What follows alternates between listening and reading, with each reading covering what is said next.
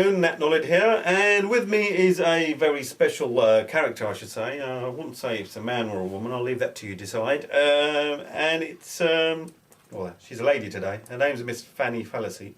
She's going to be discussing her book, We're All Bisexuals. It's Time to Face the Subliminal Truth. And I'm going to be also discussing her latest campaign. And your campaign involves getting George Bush and Osama bin Laden, the sworn enemies, back in bed together.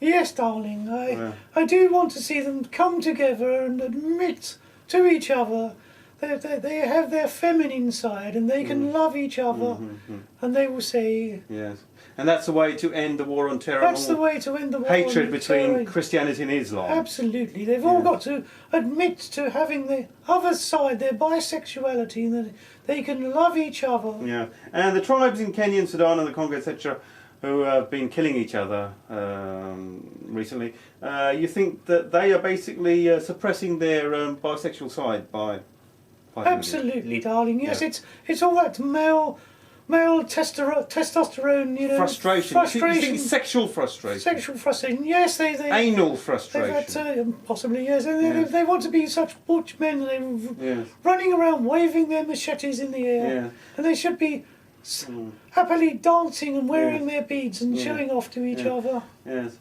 it's also, what would Alf Garnett say to you? Because of course he hates gay sex and he thinks an arse is for exit only.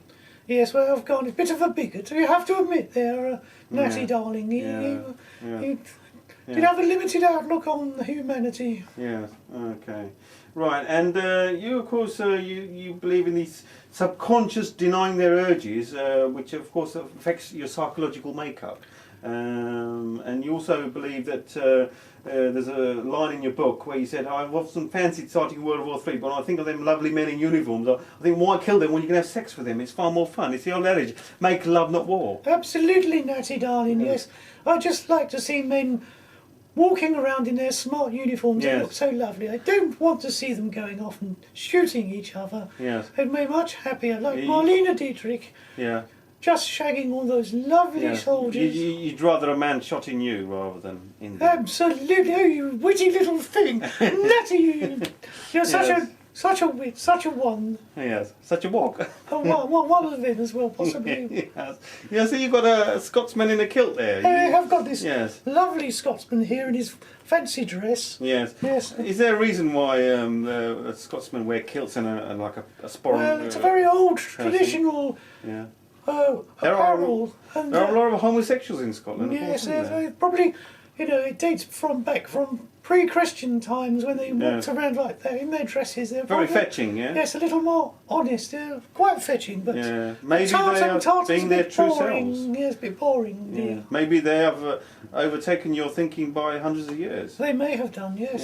So, what's your message to the world before you? My message to the world is: we must all come together. We must admit to our sexuality. It's up to you, the people out there, to admit that you have two sides to your sexuality. We're all bisexual. We must admit to this, and the world will be a better place. You must join in my campaign to make the world bisexual and happy to all. And don't forget to admit to your sexuality.